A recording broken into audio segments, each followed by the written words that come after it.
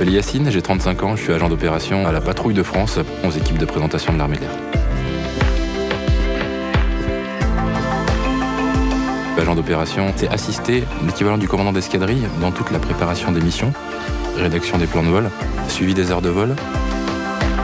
C'est super riche comme métier et puis on n'a pas le temps de s'ennuyer du tout. L'impromptu, oui, c'est ça qui me plaît le plus. Quand il y a quelque chose qui n'est pas prévu, que personne n'a vu venir et qu'il faut réagir tout de suite.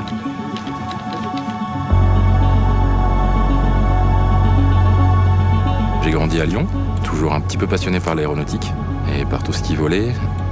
Et un jour, ça m'a pris un petit peu comme ça. Je bossais en intérim et je suis passé devant un bureau Air Information de Lyon, au centre-ville. J'ai dit allez, feu, je rentre. Et voilà comment ça a commencé.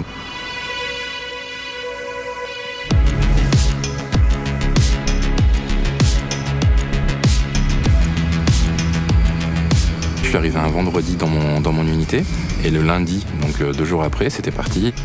De voir les avions qui partaient en vol, c'est waouh!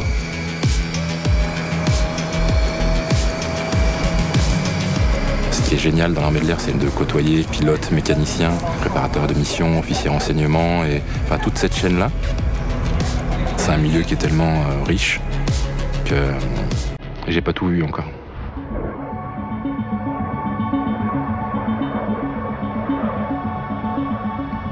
C'était un matin, un été, je me lève et douleur à la jambe au niveau du mollet. Je pouvais plus ni marcher, ni tenir un stylo, donc j'avais plus de sensibilité aux pieds et aux mains.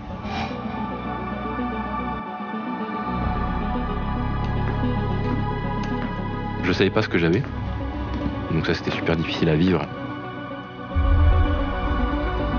Et on a diagnostiqué au bout de quelques mois une maladie neurologique. J'ai été en arrêt pas mal de temps parce que je pouvais vraiment plus bouger et j'ai fait ma rééducation à l'hôpital militaire de Bordeaux.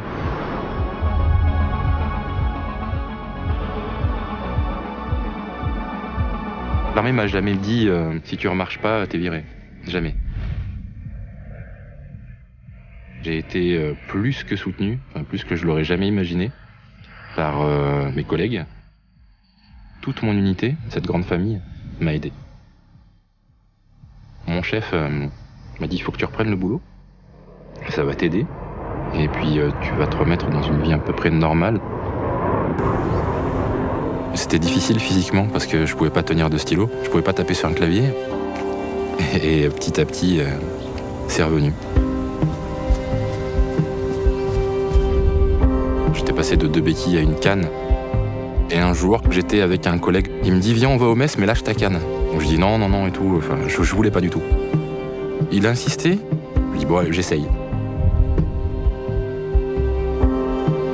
Je suis arrivé au mess normalement, et je pense même en sortant du mess, j'avais plus du tout d'appréhension, j'ai marché, on est rentré, et je l'ai pour toucher.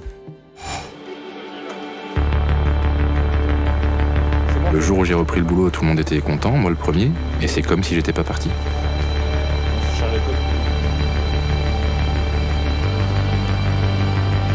Je pensais pas que j'allais repartir en fait, après cette maladie-là. Ma seule espérance était de remarcher. Demain, on part pour le début de la tournée aux États-Unis avec toute la patrouille de France. Et repartir comme ça pour une aventure de 5 semaines, c'est unique.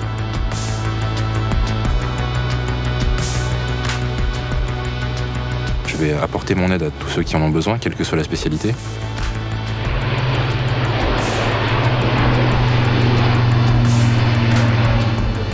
Les États-Unis, c'est un petit peu un rêve de gosse pour beaucoup. C'est presque mythique, j'ai envie de dire. Puis je vais partir avec des gens avec qui je suis parti pour la première fois en 2006, quasiment dans les mêmes conditions. Ça nous rappelait des souvenirs, ouais.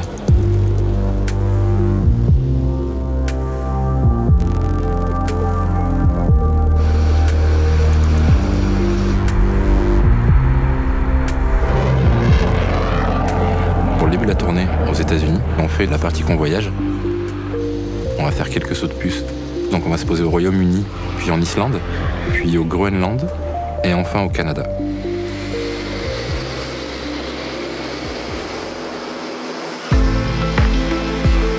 jamais de ma vie, je me serais imaginé d'avoir fait tous ces voyages et toutes ces connaissances et toutes ces expériences. Enfin, c'est l'armée de l'air qui me l'a donné, ça, de toute façon.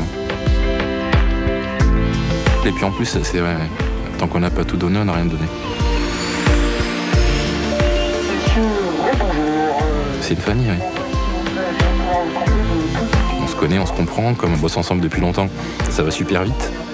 Et on est câblés de la même façon, si je puis dire.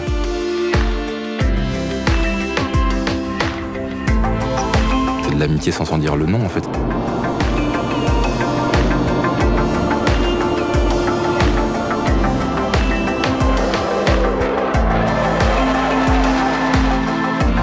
Aviateur. Découvrez leur histoire et commencez la vôtre sur devenir-aviateur.fr.